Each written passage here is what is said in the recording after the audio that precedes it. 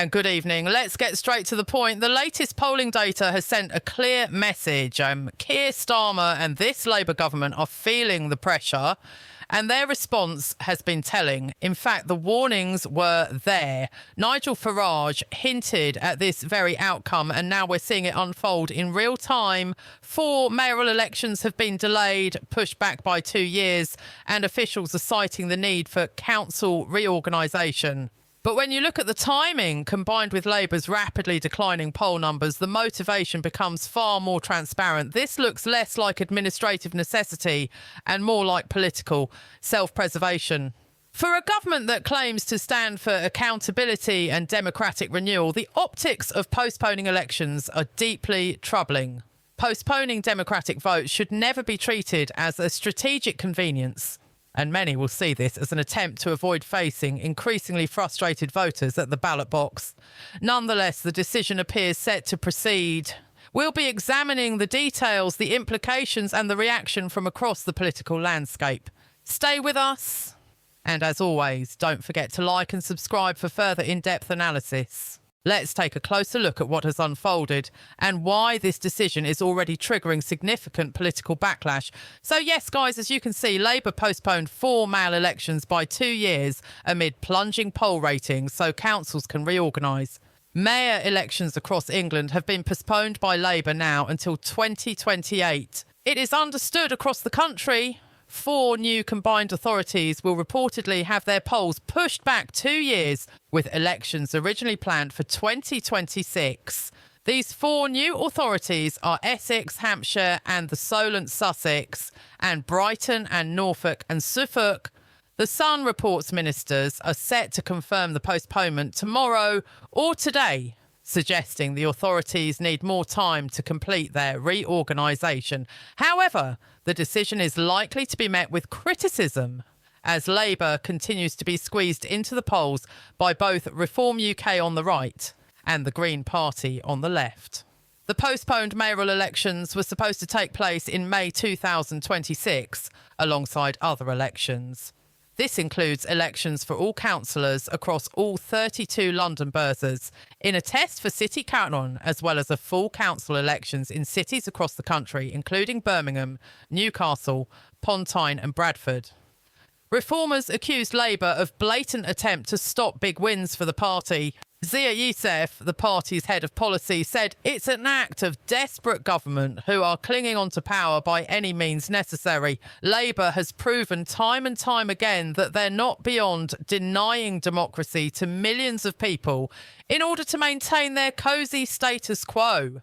The Conservatives have also laid into the proposals with Shadow Housing Secretary James Cleverly, labelling it as a scandalous attempt to subvert democracy by a Labour government whose credibility and popularity are already in tatters.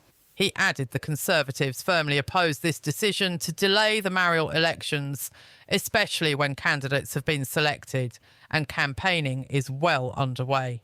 Now, when you place that reporting alongside the wider political context, the decision becomes even more striking. Labour has been under mounting pressure from both ends of the political spectrum, and this move, whether framed as reorganisation or administrative necessity, will undoubtedly be interpreted by many as a defensive manoeuvre. We also heard reaction on GB News this morning, and it reflects a growing sentiment that this isn't simply a procedural delay, but a choice that undermines public trust. And frankly, the criticism is not difficult to understand. The idea that a governing party can simply postpone democratic elections, particularly at a time when their poll numbers are falling, raises serious questions about transparency and accountability. Quite frankly, it's shambolic political management. There is little justification for a system that allows elections to be delayed on the basis of internal convenience. Voters did not sign up for an extended political timetable. They voted for fixed terms, clear mandates and democratic continuity. And whether Labour acknowledges it or not, this move reinforces the perception that Keir Starmer's team is becoming increasingly risk-averse. Even some would argue fearful of facing the electorate while public discontent is rising. The message from critics is clear. Labour is running scared. And unless they can convincingly explain why this delay is genuinely necessary and not a political tactic, that perception is only going to harden. News this morning is about Reform UK accusing the government of attempting to stop them winning votes in the mayoral elections. Yes, this comes after Labour announced their decision to postpone 4 of next year's elections by 4 years. Well, across the House, MPs have criticised the government's decision, with the Lib Dems saying democracy delayed is democracy denied. Is this government putting our democracy under threat? All right, let's talk to political commentator, the former Immigration Minister, Kevin Foster. Kevin, morning to you. Morning. We are told these delays are necessary because of reorganisation within sort of local government regions. Do we buy that anymore at all? Absolute rubbish. Remember, this is the elections they're talking about are for mayor. They're not for the councils that they're reorganising. This is for the mayor they're newly creating over the top. And let's remind ourselves how this started. But this time last year, the government, then led by Angela Rayner in terms of this policy, announced with pretty much no consultation that they were going to abolish the two-tier structure in England, requiring reorganisation of councils, and everywhere in England was going to have a regionally elected mayor, and gave councils about 4 or 5 weeks, including Christmas, to put their preferred option forward. They then said that the first wave would be in May 26, with the further waves in probably 27 and maybe 28 to complete the process. They've now decided that the first wave instead is going to be in 2 years' time. There is no reason why the mayoral elections could not go ahead in this coming May, other than what looks like political cowardice. Well, except you could actually alternatively just say that, you know, the way that things go and how long everything takes, that actually it probably is. I mean, most things, as we probably know, are more mess up than conspiracy. Well, with this, it's literally, you could get a mayor elected, set up an office. Most local authorities had already been planning for the elections. There's no indication from any of the councils concerned that they would not be able to hold this poll in May if asked to and required to.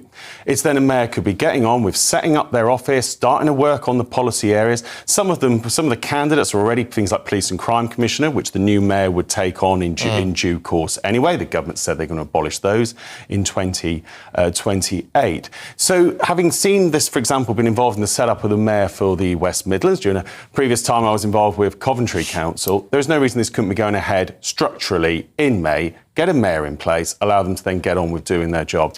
What this strikes is where the current polls are. Right, but the problem is that I can't get my head round is it just seems incredible, terrifying if true, that a government in this country is deliberately trying to stop democracy, stop our democratic voice. If that is the case, that is beyond scandalous.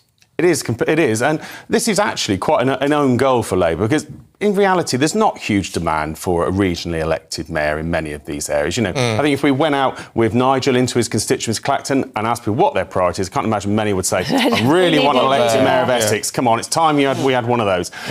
So this is a bit of a self-inflicted wound for Labour, and there'll be certainly prospects on the Labour backbenches who'll be thinking yet another own goal for them. But this really, it is quite concerning. They've said they were going to hold these elections. They delayed county elections to have a new set of government and in these particular areas. And the reaction this morning underscores the severity of Labour's miscalculation. One commentator described it as a huge own goal for Labour, and frankly, it's hard to disagree. Day after day, we're seeing decisions emerge from this government that appear completely out of step with what voters expect, and fundamentally at odds with what many believe is the right course for the country. This is not a minor administrative adjustment. This is a significant intervention in the democratic process. Whether Labour claims they're unprepared or still reorganising, it doesn't change the fact that candidates, campaigners and local authorities have been preparing for 2026 for a long time. To abruptly shift that timetable is seen by many as a direct insult to those efforts and more importantly, an affront to democratic norms. And let's be clear, this isn't just about timelines. It's about trust. When a governing party alters the electoral calendar, especially when facing declining poll numbers, it raises profound questions about intent and transparency.